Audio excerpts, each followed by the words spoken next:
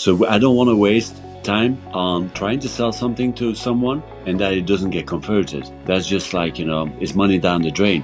How has travel industry really changed, and how has technology played a role in that change? I've never been afraid of technology. When the internet was launched in the early 90s, it scared most people from within the travel business. Again, here it happens the same with artificial intelligence. The changes we've seen on that front for the last 5 years have just been phenomenal. But you got to have the budget as well to do so. The needs are constantly changing of the traveler. You highlight that mobile technologies have become an indispensable part of the travel experience. How do you optimize and create optimized solutions? I think what I find strange is that, okay, we're not a large company, so hence we can tailor it to the individual's needs rather than setting, this is the same for everyone. You live by it, and if you don't like it, there's a, see you and bye-bye.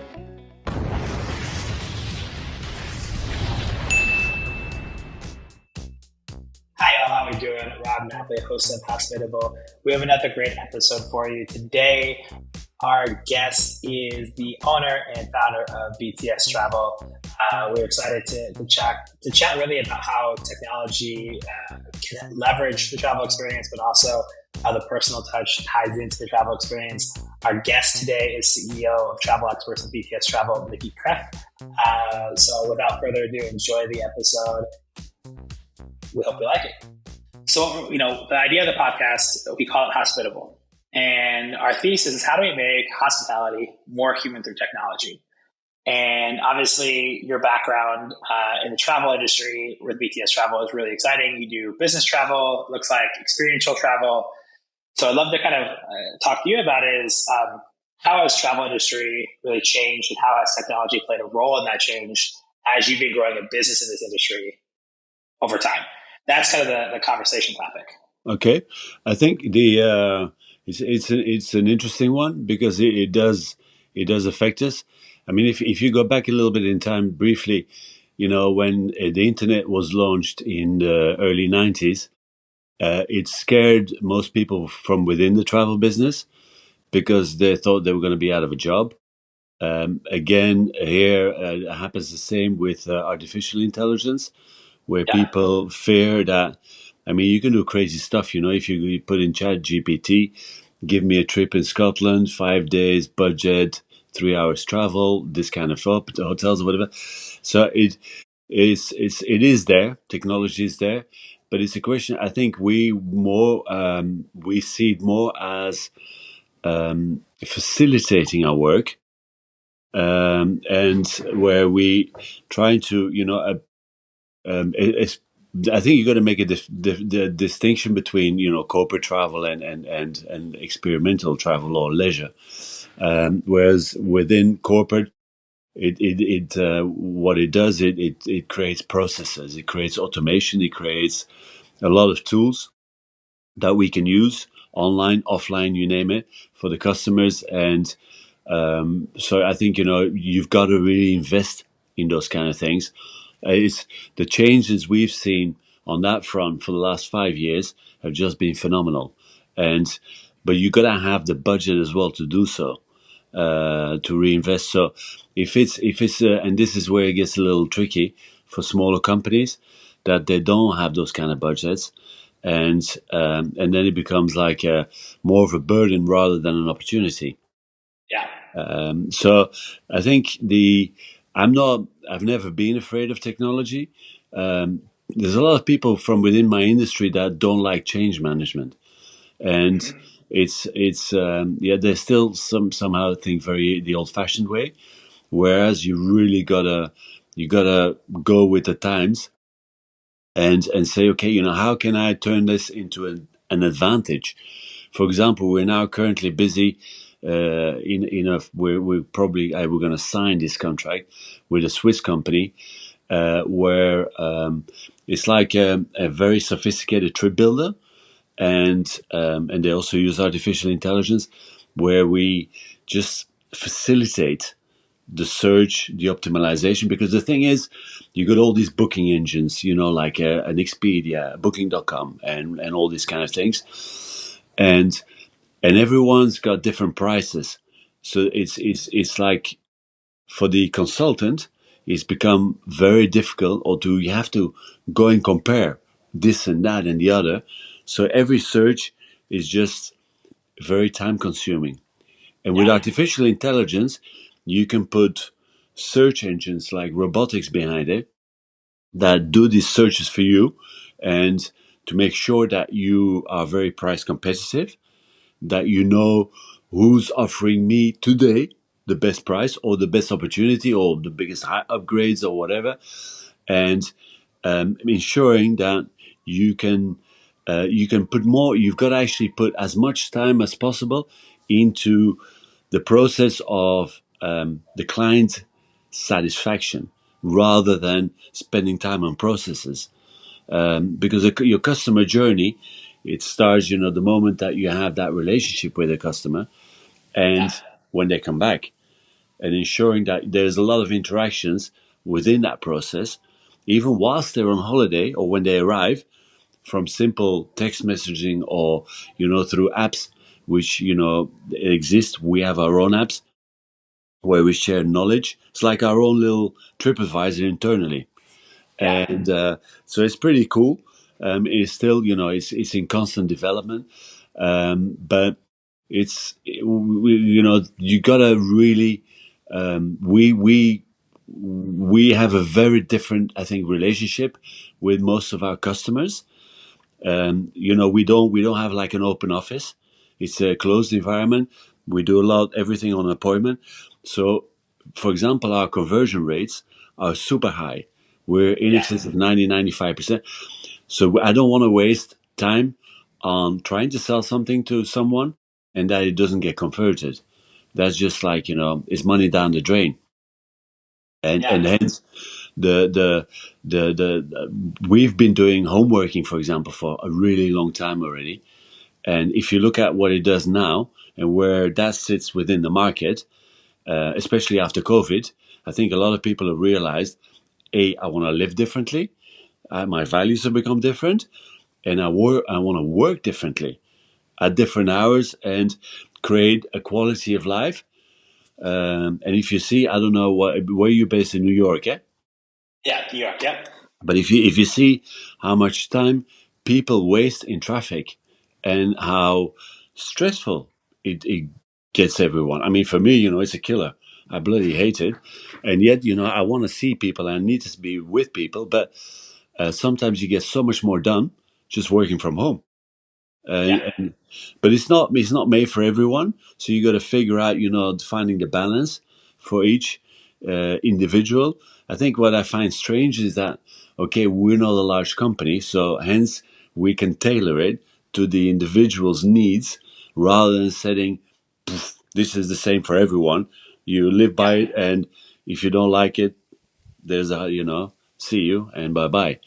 Yeah. uh, we're just the absolute opposite of them. We put all our people 100% central, because they're the ones that make it happen. Yeah. They're the ones that make the difference.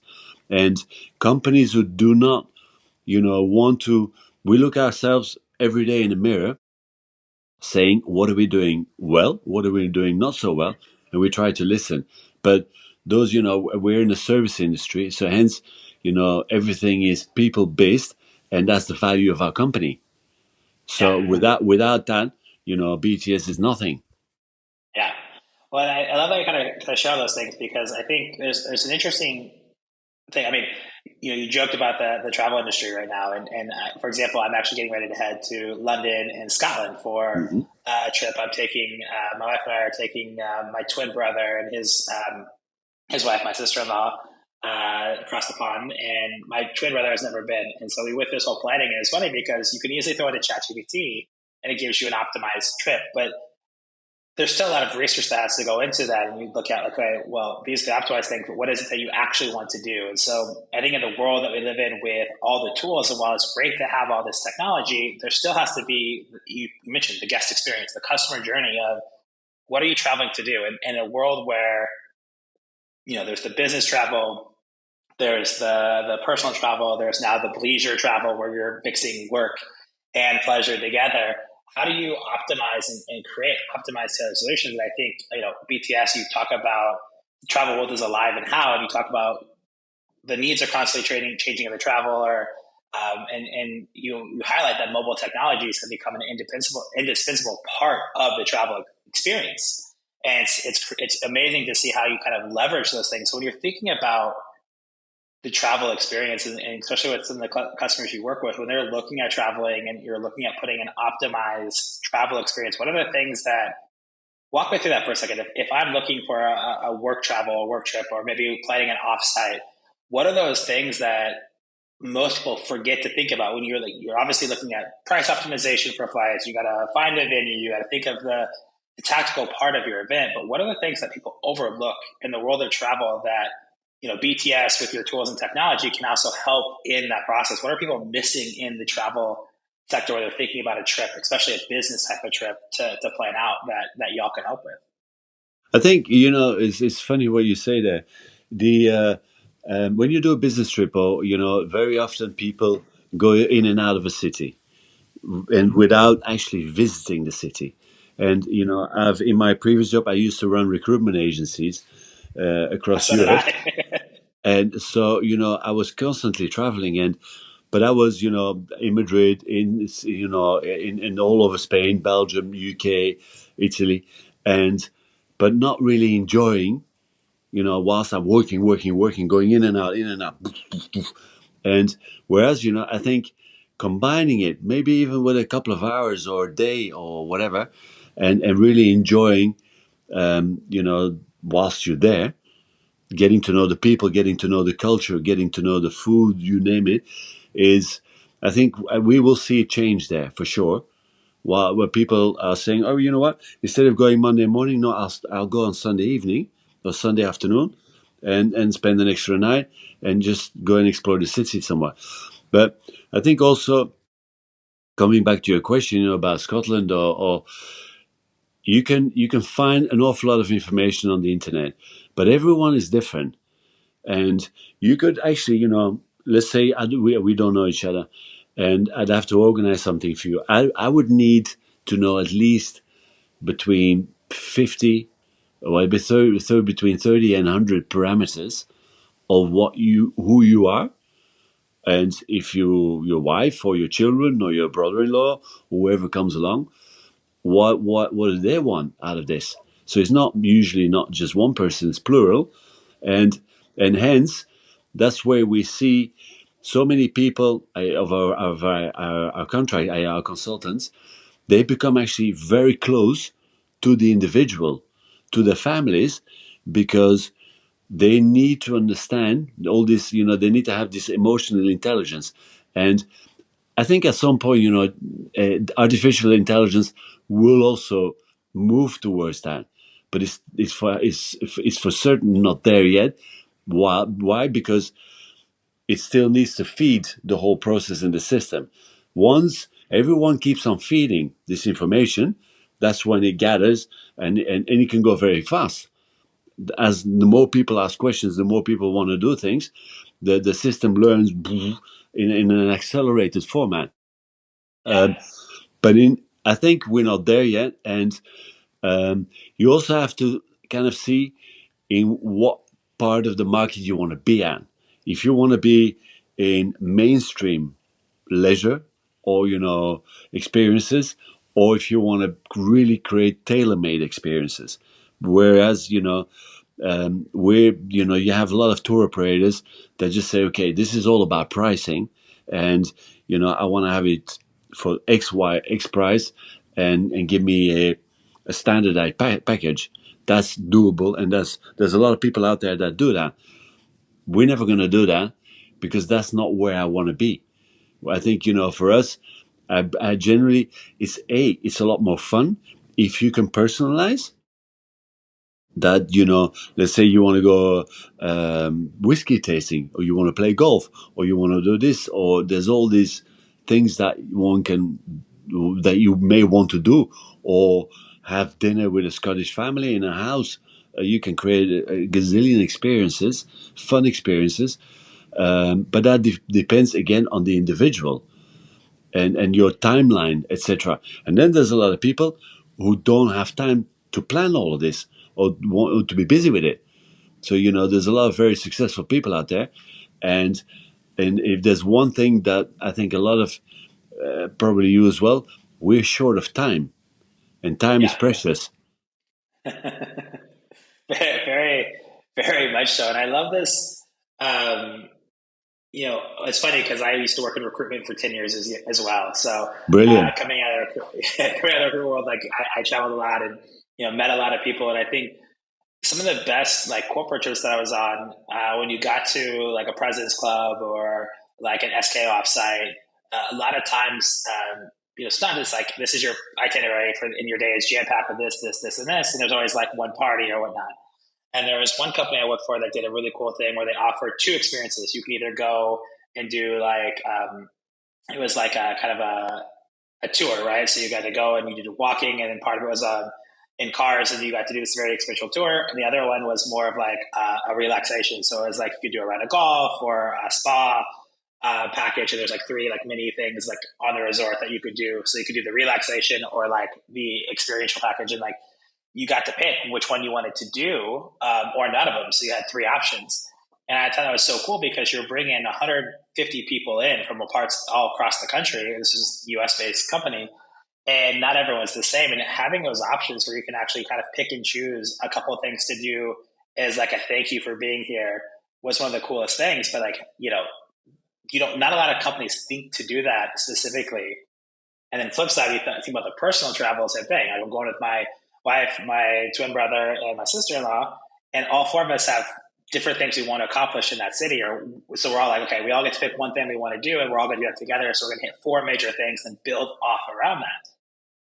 Unless you've done, I got to live in Europe and live in Italy for a couple of years, so I've gotten to travel. Versus if you don't know that, because as you mentioned, people are wanting to travel more. And with technology comes on challenges. Why it's super helpful to plan a trip using ChatGPT. You still got to feed it and you're still going to get what it finds versus having some of those personalized contacts, et cetera. So I really love that you kind of brought up the highlighting how do you individualize and how technology plays a role, but also how human element still plays a role in building out experiences. And travel is some of the most, memorable experiences of our life, good and bad. And when you travel, you got to take the bad with the But good. hopefully you just get more of the good than rather the bad. And Yeah. it's like, for example, I'm going in October to Japan with my kids for 2.5 weeks. I haven't been there for a long time, and to do that trip or to plan that trip yourself is complicated because I don't speak a word of Japanese. All the signage is in Japanese, not in English. So yes, you can take a translator with you, but on this occasion, for the first time, on the advice of we've got a Japanese specialist in our group. So I've asked this guy, his name is Eve, to book this whole trip from A to Z. And says, Mickey, it's unusual, but because I've really explained what we want. We want culture, but not all the time. We want a bit of free time. We want good food. Da, da, da, da. And so he came up with this thing saying, I think you should also have a guide with you. A guide? 2 weeks with me on the road? Are you mad? But I went along with his story. And so it's an experience. It's something totally new for us. But on the other hand, thinking back now or thinking about it, it's going to, I think I will learn so much more about the country as a result of that than trying to, constantly sit on my stupid phone, trying to translate shit. So sorry, Yeah. translate stuff. And, It's all right. and, so again, that's, yes, possibly or potentially you could have sorted it all out. But, for the sake of trying to save a few quid or dollars, I'd prefer, I've learned not to be, to do it on a stingy way or, especially because these are precious moments. And, I think we're only going to live once. But So whenever that, to try to seek every single, because we're going, my kids, they're now out of the house. I don't see them constantly, and I still want to have those special moments with them. And hence, I'm very happy that the guy just took care of the whole thing, and Yeah. he spent a lot of time and effort to it in ensuring that this program will fit our needs, Yeah. and it will be for for other people it will be something very different. Yeah. I think as people travel, and when you start realizing, even when you travel in groups, at some point, I think it's really also where you think like, oh, the group needs to be together the whole time. Sometimes you need to allow people to have that flexibility to split off in groups, maybe, one and one, or kind of split up and do different things that fit your needs. And if you don't understand that there's and plan around it or think about it, I think you can get lost in trying to do all the things. And when you try to do all the things, you miss out on some of the Yeah. magic of the travel, right? So I love that you kind of had I want to take a step back because we talked about the fact that you were in recruitment before. In 2008, you decided to get into the travel space. What prompted the desire to step into the travel space and do this? Well, my story is somewhat comical. Is so we Because of my recruitment, because of whilst I was traveling so much for the recruitment company, I had an agent, and this agent is her name is Monique, and Monique at some point said, "Mickey, this goes back to 2001," and so she said, "Can I invite you for dinner?" I said, "Invite me for dinner?" You know, I'll invite you for dinner because you're such a lovely person and you're always helpful. So we went out for dinner in April 2001. And she's all of a sudden, after a few glasses of wine, and we drank way too much that evening, uh, but it was fun. She said, "I want to start a travel company with you." I'm like, a travel company? Can we make money with doing that? Is that I think it's because it's also a people business. It's actually the people from within travel are very similar to recruitment people, because you sit in this triangle. You got a company, you got a traveler, and okay, here, we don't have the unreliability sometimes of people letting you down, as in recruitment. But you're going to make sure that the airplane goes up, that the hotels are booked, and whatever. So that's why we actually formed the company on the day before 9/11. Can you imagine? So, and then obviously it was mayhem. I mean, that was a real nightmare. So the first 4 months, no travel. I'm like, oh, this is a good idea. Not, but I've always said, if you can survive in bad times, crap times, we will do really well in good times.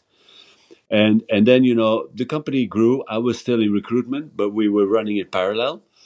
And then we in 2008, that's where we actually moved into this IC model, this independent contractor model, and that's where actually our biggest growth will be, because you offer what our industry sadly is known for, not paying high salaries, because some of the dynamics, and which is, and the one thing which is really annoying me, and I find it even more very sad, is that a classic travel agency is compared kind of like with a newspaper shop that doesn't have a future. And because why? Because they've not evolved, they've not moved Yeah. on. And this is where you will need to see a difference. If there's no added value in the story, as in any business, there's no sale, because the customer has become very critical. The customer, I mean, take travel. Everyone Googles. Everyone, even during the day, they're busy thinking about their next trip, because everyone. Do you know many people who don't love? Yeah, but do you know a lot of people who don't love travel? Honestly, I don't know of Yeah. very few. Yeah. In Not too one, many. exactly, in one format or another. So imagine, as to between 30 years ago and now, the world has evolved to such an extent that we're going to see actually a lot more travel. Yeah. And it's the difficulty we will be to find those unique places where not everyone's been, or not everyone is at the same time, and where Yeah. you can have an enjoyable moment and that there's not too many, and enjoying it.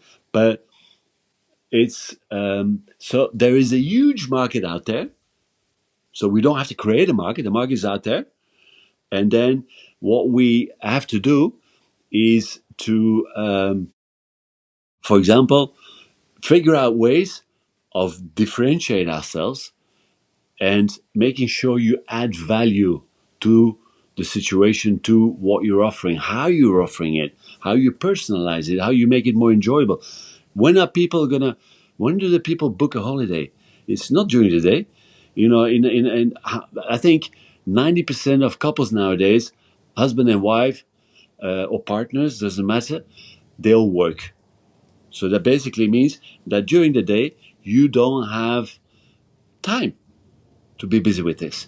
So when you talk about it in the evenings and in the weekends. So ideally on a Saturday or on a Sunday over breakfast, you got ideas or you got questions. If you can then call and talk to your consultant, your friend, your partner that's dealing with all your bookings and everything, you're gonna love that. That's a Yeah. personalized service. That's and we've actually seen a lot of our consultants become super good friends with their customers, and they Yeah. get invited to their weddings, to their parties, and all sorts. Yeah. I mean, it's a relationship business, right? Like hospitality, you see this not just in travel, but all hospitality, it's a people business and technology. And we've talked, the last 30 minutes here about how technology, at the baseline of technology, you know, makes us all do our job better, but you still need that people part of the business to understand, this is where we can say we can Google all the time, but when you Google, you're looking at reviews, looking at what people said, you're looking at blogs, you're trying to understand the people aspect of it is like, wow, this looks good on paper. Is it as good in person? Is it as good an experience? Am I going to get out of this what this says I'm going to get out of it? And we're always validating that. So I think, I love about travel is we can leverage technology to do a lot of things, but there's still the aspect of people. And it's the same thing with hospitality. And that experience at every step of the journey is what matters most. I think that's such a beautiful thing about this industry is that you get to experience everything in it, from booking the travel to getting set up to being there to the way you talk about it or think about it afterwards, the way you digest the experience and how you turn that into the next the next adventure, Yeah, and how do you optimize on the next adventure, and you can leverage all those things to make it such a beautiful part of your life. absolutely. I mean, you're totally right, and I understand. Some people really take pleasure on booking everything themselves because that's if they have time on their hand, why not? If are they going to get the best deal or the best experience? Perhaps yes, perhaps no. Um, but that's I think for those people there is an element of fun in planning it and booking it themselves. Um, and some people like that, and I can't blame them for doing so. And then there's other people saying, I don't want to have the risk, and or I just want to I want to have because you can go to Scotland. Let's say you go to Scotland or Naples. Take Naples and you want to go to Sorrento and those places. There's lots of beautiful hotels, but yet there are differences between each product. And depending on your requirements or your needs or your desires, product X may be just somewhat better than Y. They would maybe be in a very similar price category. That they're all both $500 or €500 or €1,000 or whatever. And but if you don't know, I had a customer a long time ago, a friend, and he's also a friend of mine, and he wanted to go do I mean, with the same wife, another honeymoon. So they want to go. They wanted. They went to Mauritius, and he says, I saw these pictures, and I want to go to La Résidence. I'm like, that's an okay hotel, but it's not like magical. I said, no, no, you go there. It's 5 minutes away. You go to the Saint Germain. No, no, no, no, no, no, no. I want to go to the residence. I said, no, I'm not selling you the residence. You go to the Saint Germain. It was a little bit more expensive, but not stupidly more expensive. And in the end, they went and they were very grateful. They invited me for dinner.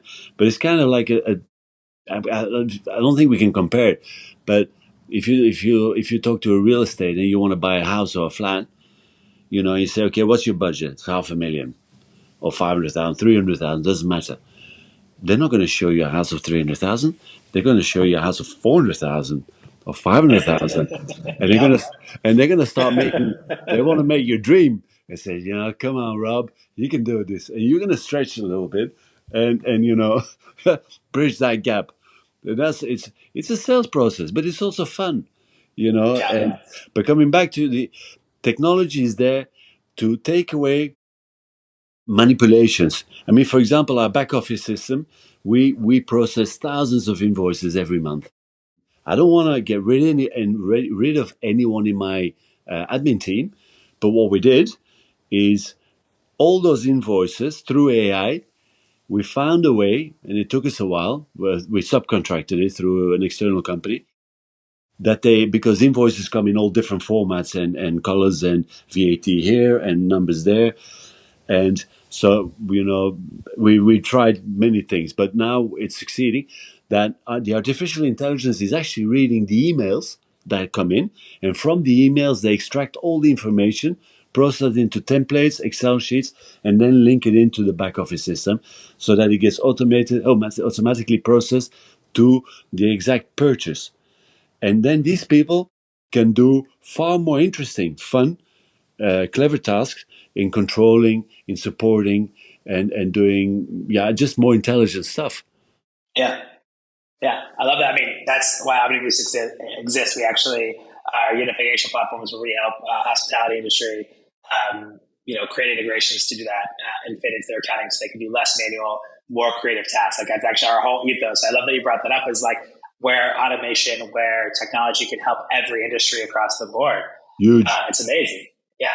Well, Mickey, I had a lot of fun, and I know we could talk for a long time, but I know it's getting late for you. I appreciate you taking time in Ibiza. I know it's 2 days before your birthday to jump on a That's very podcast at night. that's very sweet of you. But anyway, Rob, again, my sincerest apologies. For having blown you out twice. So It's all that's good. not it's This is not a in lot my of habit to do so. But yeah, I'd love to do this again, and yeah, of then course. Next I time, will.